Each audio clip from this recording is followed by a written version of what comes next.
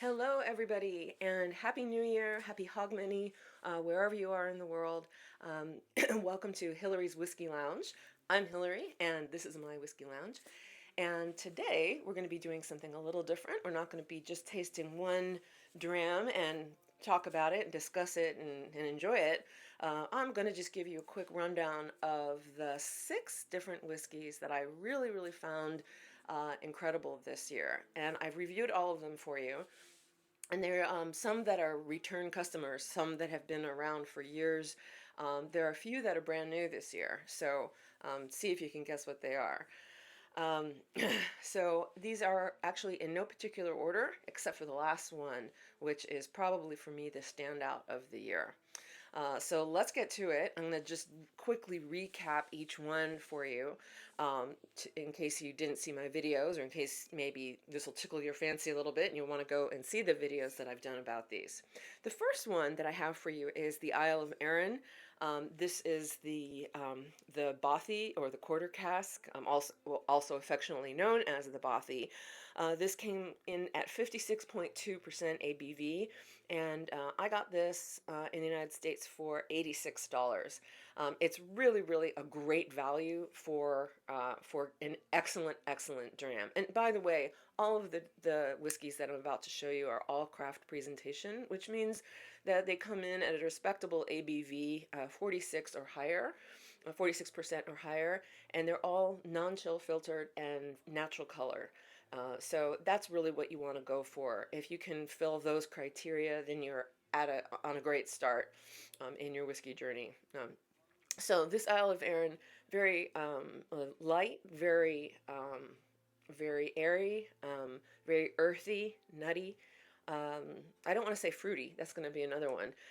But this one is really nice. Like I said, the 56.2% ABV gives a little kick, so you definitely want to add some water to this. I think that, yeah, just the earthy, very bourbony, not sherried at all, as far as I can tell. As you can see, this is a very light, very sort of honeyed color. Let me give this a. Yeah, it actually smells like honey. This is a great one. Excellent value, and you can't go wrong with this, especially if you're looking for your sort of go-to reach whiskey just to have on your shelf. Or this makes an excellent gift for even a beginning whiskey drinker, I dare say, but you just have to warn them to add a few milliliters of water to their glass. But this is definitely going to be appreciated if you give it as a gift to a seasoned whiskey enthusiast. So this is the Isle of Arran, the Bothy, or quarter cask. All right, so on to the next one. Oh, and I had the pleasure of going to both Arran and this next one. This is the GlenAllachie 15. I know people rave about any GlenAllachie, the 12, the 10 cask strength. They're all wonderful. I just really love the deep sherried agedness of the, is that a word, agedness? Of the 15, just a tiny bit more than I enjoy both the 10 and the 12. And even though the 10 is a cask strength, I just really love this 15. Now, I'm not a huge fan of the new labeling. This looks all sort of dour and official and everything. I love the old um, Flintstones font, and I think that this 15 had a beautiful purple label. So I'm not a huge fan of the new marketing, but anything that Billy Walker does, this is wonderful. Deep, rich. I don't have this one open, but if I did, I would tell you that it's very sherry forward, rich fruits, raisins, plums, um, ginger, but also very earthy, kind of like a um, biscuity flavor. So GlenAllachie 15. I got this. And by the way, this is bottled at 46%, and I got this for $110 US, which is kind of the average cost of a generally a GlenAllachie in the US, hovering between 90 and 100, 110. Um, there are also special cask, wood cask series like Chinkapin, um, Scottish oak, cuvee. I don't even know what that is. Some kind of wine, probably. But there's a whole range of GlenAllachies, but their core range is you can't go wrong with it. So anyway, GlenAllachie, yay. Okay, my next one. Let's see. This one popped out of nowhere recently this year, and I did do a recent review of this. This is the, the new Springbank 114 proof, also known as 100 proof in the UK.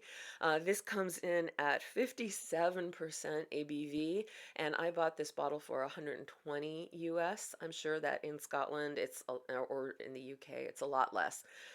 As you can see, I've been enjoying this dram. This is classic Springbank. It's a little rough. It's a little rougher, not as smooth as the our beloved Springbank 10.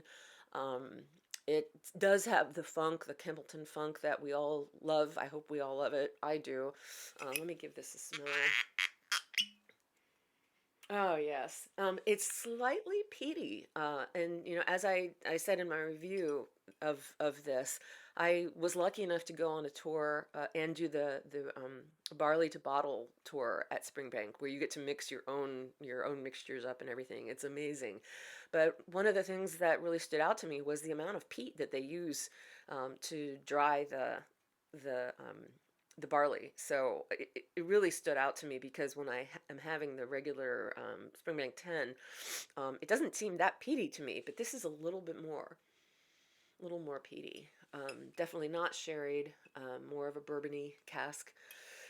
But this one, just like I said, popped out of nowhere, and it's pretty cool. I've seen lots of people reviewing this too, so I think that in the U.S., anything by Springbank is amazing. And I think what I said in my review too is that some people are split about if they like this or not.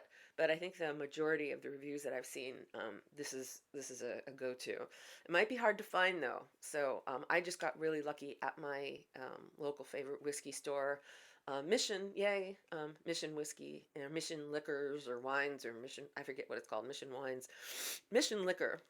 My particular store in Pasadena that I frequent a little too much. Um, Anyway, Springbank, cask strength, 114 proof, 57% ABV. This one, like I said, popped out of nowhere, but it was a great surprise. Okay, next one. This is everybody's favorite. Jeff just called this one his whiskey of the year, which I cannot disagree with.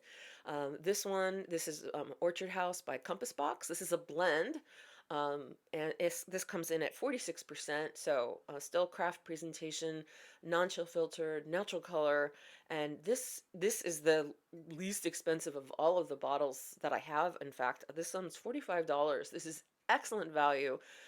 You can sip this all year around, although it's much better, I think, in the spring and the summer because of the wonderful heady apple and fruit and citrus and honey and just real sort of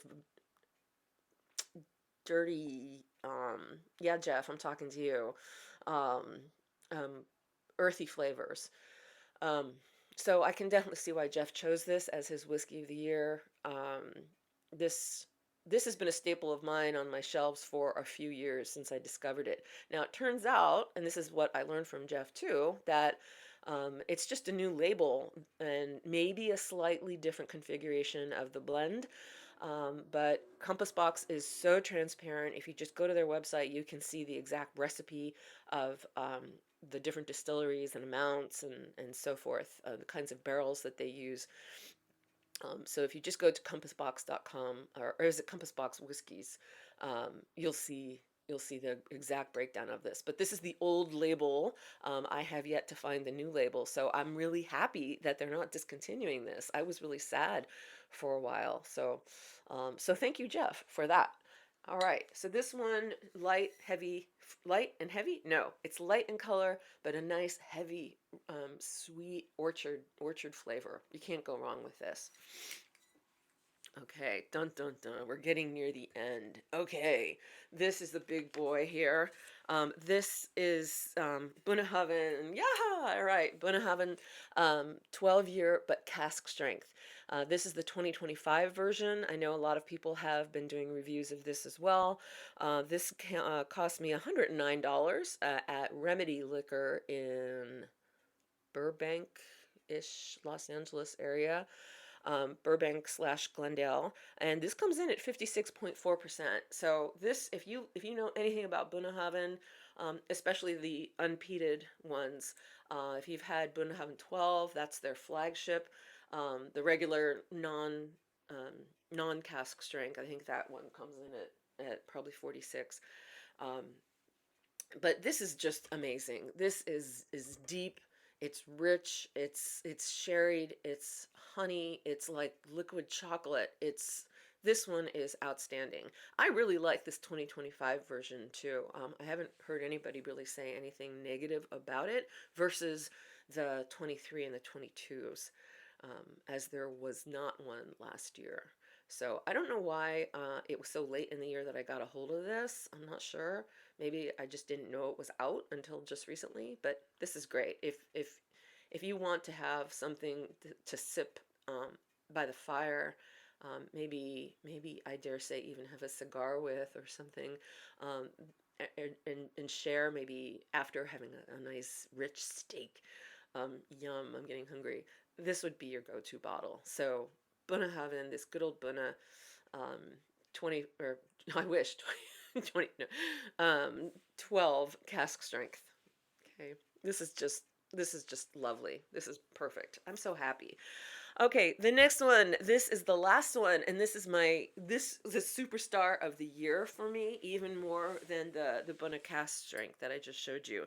This is the Glendronach Ode to the Dark. This was only $95 US, and I think that that is a pretty good price for what this is and what this gave me. This comes in at 50.8% ABV, unchill filter, natural color. Um, this is part of their new, I forget what the name of the series is, the Masterpiece series or something like that. I was really, really fortunate enough this summer to get to Glendronach, and I didn't go on a tour or anything, but I did get to bottle my own cask pour, hand pour, which was so fun. But this one you can go into large liquor stores like Total Wine and More, or if you have a specialty liquor store, they might carry this.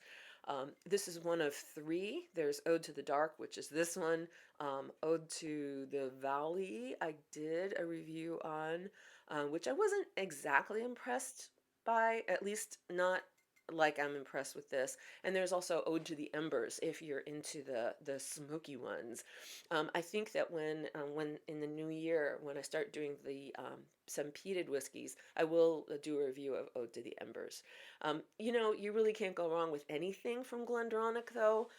Whether it's the 12 or the 15 that I just did recently a review on because there was this special at Costco, um, where the bottles were, I don't know, I think $75 US or something like that. They're gone. I went back yesterday and they're all sold out. But this Glendronach Ode to the Dark, I don't know if you can see any of this color. It's just absolutely, wow, I can see through the light there. It looks like almost the color of like a Coca-Cola or something like that, like a deep, rich, chocolatey brown. This one blew me away. The flavor, the ABV, the mouthfeel, everything about this, I just love. And I love the label too. This is their sort of new style as well. But like I said, you can't go wrong with anything from Glendronach. If you haven't tried any Glendronach, start with the 12. That's a nice, good, quite inexpensive base to start off with. Also, it'd make a great gift to somebody. This one would make an excellent gift as well, especially if you know somebody who really appreciates their unpeated and very sherried drams. So those are my whiskeys of the year, especially this one. So thank you, Glendronach, for putting this out. I'd love to hear from the rest of you about what you found great this year, what you found not so great, what you what you're inspired by, and what you would give as gifts as well, to your friends or to me if you could. That would be really, really nice. So I really want to again wish everybody a happy new year and Hogmanay. I'm not even sure what happens on Hogmanay. I should have researched that too. But happy new year, everybody, and I hope that 2026 is going to bring everybody good health and good cheer and good spirit. Literally. So, Slunjava, everybody. If you haven't yet, please like my video if you did like it, and subscribe if you haven't, and please share this video with any of your friends that you know are on a whiskey journey or if they're seasoned enthusiasts. So, oh, here's my dram that I've ended up with. This, in fact, is not a whiskey. This is my beloved PX Pedro Jimenez sherry. So, yes, it's true. I love the sherry forward whiskeys, and it's really important that um, if you're going to be raving about whether it's Oloroso or the Pedro Jimenez um, whiskeys that you love, it's really important, I think, to understand what that Pedro Jimenez tastes like, so you understand where that flavor in your whiskey is coming from. So, Slunjava, everybody. Mm. That's amazing. That's your assignment, is to go out, if you like the sherry forward whiskeys, go out and get a bottle of PX for yourself and enjoy that on New Year's as well. So, Slunjava and Happy New Year's to everybody.